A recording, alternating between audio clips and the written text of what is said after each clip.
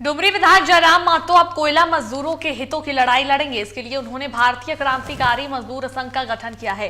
Dhanbad circuit house में आयोजित press वार्ता में उन्होंने कहा कि मजदूरों की आवाज को मजबूती देने के लिए यह कदम उठाया गया है। संगठन राज्य के सभी जिलों में जाकर विस्तार करेगा और तय समय में यह प्रक्रिया पूरी की जाएगी। उन्होंने सूर्य नारायण हांसदा मामले पर कहा कि जेएलकेएम पार्टी चुनाव के दौरान उम्मीदवार खोज रही थी, तभी सूर्य नारायण हांसदा को टिकट दिया गया, क्योंकि उन्होंने पहले बीजेपी से चुनाव लड़ा था।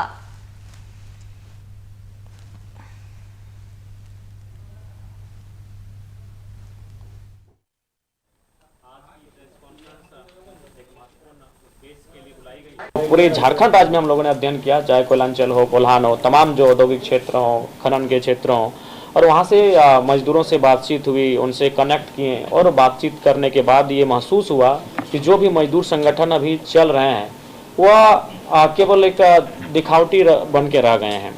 आज अगर मजदूरों के हित की बात आती है तो बड़ी मुश्किल समय में वो लोग खड़े होते हैं और मजदूरों की भी लगातार कंप्लेंट्स रहती हैं कि वो अब एक्टिव और क्रियाशील नहीं रहे, चूँकि वो अभी अब किसी न किसी राजनीतिक दलों की तरह एक पार्टी विशेष, परिवार विशेष के हाथों में लगातार वो चले जा रहे हैं, जिससे कुछ लोग मजदूर दलों के सहारे, मजदूर संगठनों के सहारे अपनी खाना पूर्ति करने का कार्य कर रहे हैं। तो देखिए, सबसे पहली बात मैं आपको स्पष्ट बताना चाहूँगा और इस सवाल को उत्तर हमारे उस विधानसभा के डिस्कशन में था, जब एक मंत्री जी ने हमें टोका था, हमने तर्क भी नक्सल, आदिवासी नक्सल क्यों, इस पर जब हम बहस कर रहे थे, उसी मेरे 2-2.5 मिनट के बहस में ही वो सारी चीज़ें छुपी है। लेकिन उसके बावजूद हम बताना चाहेंगे कि इस बार का जो चुनाव हुआ, हमारे पास इतना समय नहीं था, मात्र 30 दिनों का समय था।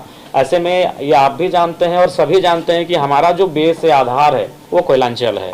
धनबाद, बोकारो, गिरिडीह, रामगढ़, तनिक रांची और कोल्हान के हिस्सा, ये हमारा स्ट्रॉन्ग जोन है, जहाँ हम लोग अच्छा किए भी हैं।